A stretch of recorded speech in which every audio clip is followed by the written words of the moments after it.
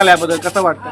खरं तर मी माझ्या प्रभागातील सर्व नागरिकांचे मनापासून आभार मानेन. त्याचबरोबर जे माझे सहकारी सदस्य आहेत या प्रभाग समितीचे त्यांचा आभार मानेन.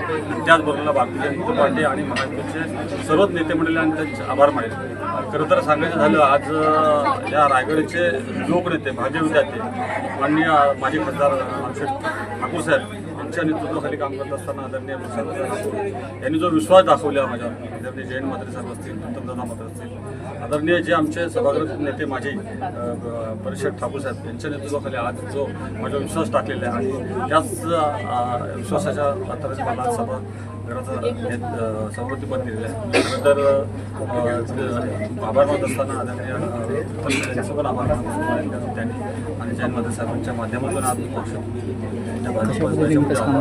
त्यांच्या माध्यमातून आज खऱ्या अर्थानं आज मला सभापतीपद मिळालं. नाही तर मी मागे जशा पद्धतीने आघाडी तेवढं होतं कोणतंही काही हे नाही, झेंडा नाही. आज खऱ्या अर्थानं सांगायचं तर भारतीय जनता पार्टीचा झेंडा खऱ्या अर्थानं जो उजळला आणि आज माझा जो विश्वास आहे त्यानुसार प्रामाणिकपणे काम झालं आणि काम त्याचा प्रभागात आता आपण कुठल्या पद्धतीने काम करायची पद्धती असणार?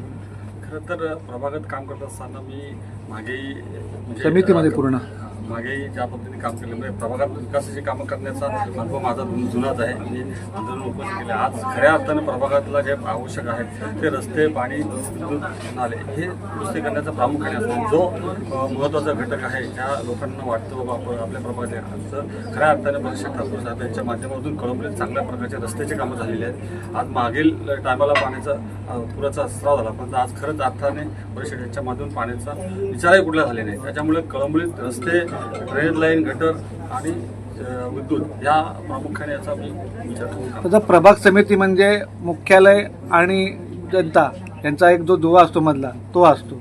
तर जे नागरिक येतील ते पहिले मुख्यालय जाण्यापेक्षा आधी प्रभाग समितीत जातात. प्रभाग समितीत तुम्ही सभापती आहात, ते काय निर्णय तुम्हाला घ्यायला लागतील ते कशा प्रकारचे घेतील?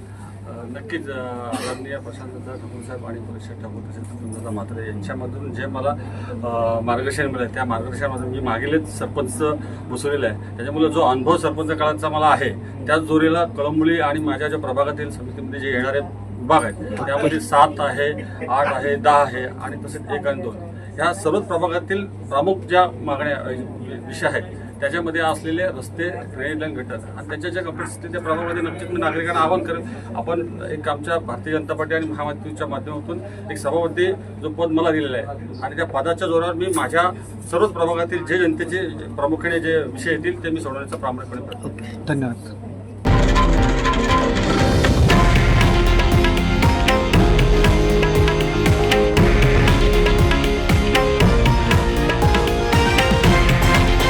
हे आहे देशातील नंबर 1 न्यूज नेटवर्क आणि आपण पाहत आहात TV9 मराठी, एकमेव.